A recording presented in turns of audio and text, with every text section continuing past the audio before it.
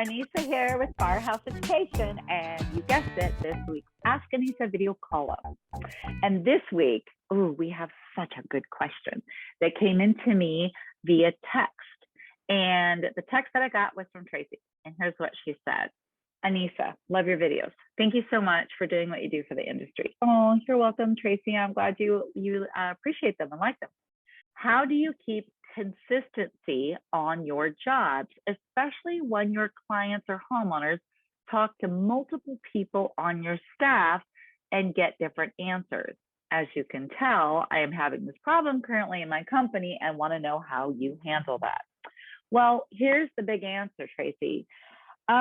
We've got some protocols set up in our company, and when we're on a job site, especially when we're on the job site, whether we're doing a pack out, clean in place, whatever, or reset, we have it set up that we have a lead person on that job.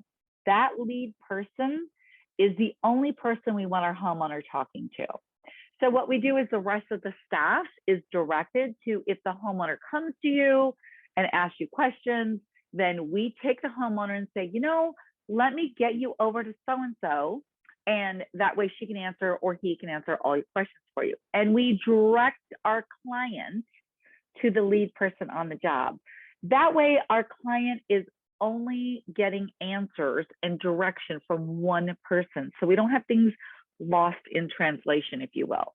And when it comes to the fact that maybe we're all packed out and we're cleaning contents back at a warehouse for the client, and the client has questions, again, that lead person that we assigned for the pack out and or the cleaning is the same person that we direct all of their questions to.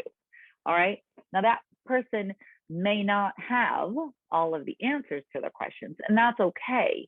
But that person then in our company, that single person, will then go to whomever they need to find out those answers and then get the answer back to our client. But what we want to make sure is that we set this up with our onboarding with our clients in the very beginning, that we let them know, we're assigning Annissa as the lead person on your job. She's going to handle everything.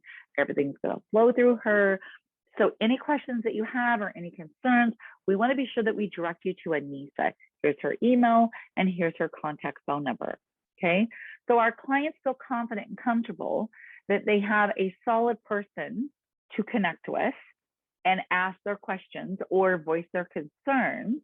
And we're setting it up in the beginning, right? Our expectations for our client in our onboarding process, so that they go to this one person in our company, and we're not dealing with 2 or 3 different people, giving them 2 or 3 different answers that could be very confusing. Okay, so it's really important that this all gets set up at the get-go when you begin a job. Now, that being said, you might have a lead contact person, if you will, a single person for the pack out, and then you might have a different person who is going to handle, the content cleaning and the flow of all the contents going through in even the structure cleaning. So you could have 2 or 3, contact point people for your client, depending on what they're dealing with. Are they dealing with pack out? Are they dealing with the content cleaning? Are they dealing with structure cleaning?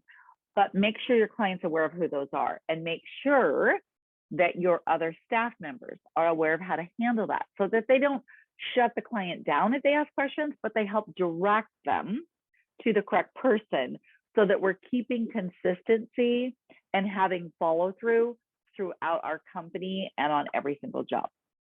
All right, well, I hope that answered your question. That was a great one too, because you can definitely get yourself into some trouble if you've got some inconsistencies and you have this person giving this answer and this person giving this different answer to the same question when dealing with questions from your clients. So that's how to avoid that. All right.